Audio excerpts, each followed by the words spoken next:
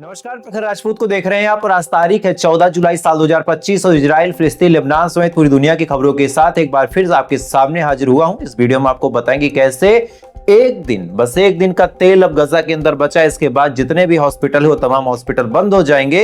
वहीं इजराइल ने अपना एक सैटेलाइट लॉन्च किया है, जिसके बाद अब इजराइल अपने दुश्मनों पे अंतरिक्ष से भी, आकाश से भी नजर रख सकेगा। और साथ ही अमेरिका के लोग कैसे इजराइल के खिलाफ सड़कों पे उतरे हैं, इसके बारे में भी आपको डिटेल में बताऊंगा। और साथ ही इजराइल में नेतन्याहू के खिलाफ हजारों की तादाद में लोग सड़कों पे उतर के प्रोटेस्ट कर रहे हैं। और भी काफी अहम खबरें हैं, इस वजह से वीडियो को लास्ट तक जरूर देखिएगा।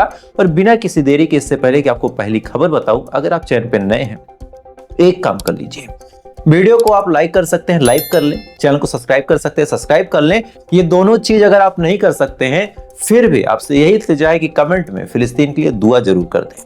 है तब तक आप दुआ करें, मैं आपको एक एक करके खबरें बताता हूं। और सबसे पहली खबर गजा के अंदर की बताऊंगा। गजा के अंदर लगातार इजराइल के हमले तेज हैं, ये आप सभी जानते हैं। गजा के अंदर लगातार इजराइल लोगों को मार रहा, कभी एयर स्ट्राइक करके, कभी बंदूकों के दम पे, कभी हथियारों के दम पे। ये तमाम खबरें आपने सुनी भी होंगी, जानी भी होंगी। लेकिन एक और खबर निकल के सामने आई, जिसके बाद अब गजा का जो मुस्तकबिल है बड़े खतरे में नजर आ रहा। दरअसल गजा के अंदर अभी जो अलग अलग संगठन है, कोई एक संगठन होता तो हमें लगता है कि शायद चलो लोगों को डराने के लिए, सिंपैथी गेन करने के लिए यूं ही कह दिया। लेकिन जितने भी संगठन वहां पे मदद कर रहे हो, चाहे WHO हो, चाहे UNRAW हो, चाहे यूनिसेफ हो, चाहे यूनिफिल हो, चाहे जितने संगठन वहां पे काम कर रहे हैं, चाहे जितने संगठन वहां पे खाना भिजवा रहे हैं, उन तमाम संगठनों ने और साथ ही फिलिस्तीन के मेडिकल ऑफिसर्स ने जॉइंट स्टेटमेंट देते हुए कहा कि केवल 4 से 6 घंटे का फ्यूल गजा के अंदर बचा है। यानी आज शाम तक, हो सकता है जब तक आप ये वीडियो देखें, गजा के अंदर जितने भी हॉस्पिटल है वो तमाम हॉस्पिटल तेल की कमी की वजह से बंद हो चुके होंगे। देखिए, गजा में कोई खुद की बिजली है नहीं, पानी का ज्यादा सोर्स बचा नहीं है, खुद की बिजली का प्लांटेशन हो नहीं सकता। इस वजह से वहां के जितने हॉस्पिटल, वो तमाम हॉस्पिटल केवल और केवल जनरेटर्स पे चल रहे थे। यानी जनरेटर था, उसमें तेल डालो और जनरेटर चला लो और बिजली लेते रहो। और इन जनरेटरों को 24 घंटे नॉन स्टॉप तेल चाहिए था। अब इजराइल ने बड़ा खेल खेलते हुए लोगों को परेशान करने के लिए तेल के टैंकरों को बॉर्डर पे रुकवा दिया। अब आलम ऐसा है कि जितना रिजर्व था उससे हॉस्पिटलों में टैंकरों के द्वारा तेल पहुंचाया गया। लेकिन अब जो रिपोर्ट निकल के सामने आई कि केवल चंद घंटों का फ्यूल बचा है। और जैसे ही चंद घंटे तक जनरेटर रन कर जाएगा, उसके बाद तमाम हॉस्पिटलों को इस वजह से बंद करना पड़ेगा, क्योंकि कोई भी चीज बिना बिजली की चलेगी क्यों। तो एक बेहद अफसोसनाक खबर है। अब इस खबर से पूरी दुनिया क्या एक्शन लेती है, क्या सच में कोई ऐसा आएगा जो इजराइल के खिलाफ जाके वहां तेल पहुंचाएगा या फिर नहीं पहुंचाएगा, ये वक्त की बात है। खैर, क्या कहा जाए, अगली खबर का रुख करते हैं। और अगली खबर वेस्ट बैंक से निकल के सामने आ रही। वेस्ट बैंक में आपको याद होगा, ये खबर मैंने आपको कल परसों बताई थी कि एक शख्स को, अमेरिकन था लेकिन उसने फिलिस्तीन का पक्ष लिया, फिलिस्तीन का झंडा उठा के वो फिलिस्तीन पहुंच गया। इस वजह से उसको पीट पीट के वेस्ट बैंक में जो इजरायली सेटलर्स थे उन्होंने मार दिया। मारने के बाद अब क्या हुआ कि चूंकि अमेरिकन था, तो अमेरिका तक जब ये सूचना पहुंची तो उसके मोहल्ले के लोग, उसके आसपास के लोग, उसके शहर के लोग सड़कों पे उतर गए कि भाई आप नेतन्याहू से सवाल पूछो। उन्होंने अपनी सरकार यानी ट्रंप की सरकार से कहा कि आप नेतन्याहू से पूछो कि ऐसा क्यों हुआ। लेकिन नेतन्याहू के ऑफिसर्स ने इस मामले पे कोई भी टिप्पणी करने से साफ मना कर दिया। अब ये खबर जब लोगों तक पहुंची कि नेतन्याहू से कोई सवाल पूछने वाला अमेरिका की सरकार में नहीं बचा है, तब वो लोग हाथों में झंडा लेके सड़कों पे उतर आए। और ऐसा नहीं कि केवल आज अमेरिका में ही प्रोटेस्ट देखने को मिला। आज आपको अलग एक तस्वीर दिखाऊंगा, और ये तस्वीर खुद इजराइल के लोग भी अब सड़कों पे उतर गए। दरअसल उन्होंने जो तस्वीरें अब देखी हैं, अब तक अपने लोगों को नेतन्याहू मूर्ख बनाता था, अपने लोगों को कहता था कि भाई हम हमास के लोगों को मारने जाते हैं। अब उस हमास के मारने में एक दो लोग ऐसे हैं जो फिलिस्तीन के भी मारे जाते हैं, उसमें हम क्या कर सकते हैं, गेहूं के साथ घुन पीसा जाता है। ये कहावत बोल के अपने लोगों को मूर्ख बनाने का काम इजराइल की सरकार कर रही थी। लेकिन चूंकि अब जो तस्वीरें असल में सामने आ रही, जैसे फ्यूल का खत्म हो जाना, भूखे लोगों का मरना, बच्चों का मर जाना, ये तमाम चीजें जब लोग देख रहे हैं। और एक और अपडेट आ जाई कि एक टैंकर के पास कुछ लोग खड़े थे, पानी ले रहे थे। पानी लेने के बाद जैसे वो लोग वहां से जाने लगे, अचानक से इन्होंने एयर स्ट्राइक की और जितने भी लोग थे सब लोग मार दिए गए। ये लोग अपनी बोतलों को, अपने कैन को रख के टैंकर के पास जैसे ही पीछे हटते हैं, इन सबको मार दिया जाता है और वहां पे केवल और केवल कैन का एक भंडार बचता है।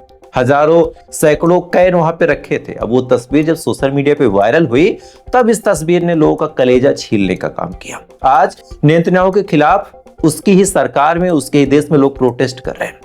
अपने लोगों को मूर्ख बनाने के लिए नेतन्याहू अलग अलग स्टेटमेंट दे रहा कि भाई हमने सीज फायर की बात कर ली थी, हमास नहीं मान रहा, लेकिन अब लोग सच्चाई जान रहे हैं। खैर, अगली खबर का रुख करते हैं और अगली खबर निकल के सामने आ रही है ईरान से और ये खबर वास्तव में बड़ी गंभीर खबर है। दरअसल ईरान के साथ इजराइल ने जो 12 दिन की जंग लड़ी थी, इस जंग में ईरान के राष्ट्रपति के ऊपर हमला हुआ था। ये खबर मैंने आपको बताई भी थी। ये खबर आपने अलग अलग चैनल से सुनी भी होगी कि जो पजेश्कियन है उनको टारगेट करके सेम वही बॉम्ब गिराया गया था जो बॉम्ब हिजबुल्लाह के चीफ हसन नसरल्लाह पे गिराया गया था। किस्मत का खेल कि जब हसन नसरल्लाह पे गिराया गया, तो देखिए हसन नसरल्लाह एक संगठन के चीफ थे, किसी देश के राष्ट्रपति नहीं थे कि उस हिसाब से व्यवस्था की जाए। तो जब हसन नसरल्लाह पे वो बम गिराया गया, तो जमीन के अंदर उनकी टनल थी। जैसे ही बम गिरता है, जमीन को चीरते हुए बम अंदर जाता है, उसके बाद ब्लास्ट होता है। लगभग 80 टन के करीब बम उस टाइम गिराया गया था, आपको याद होगा।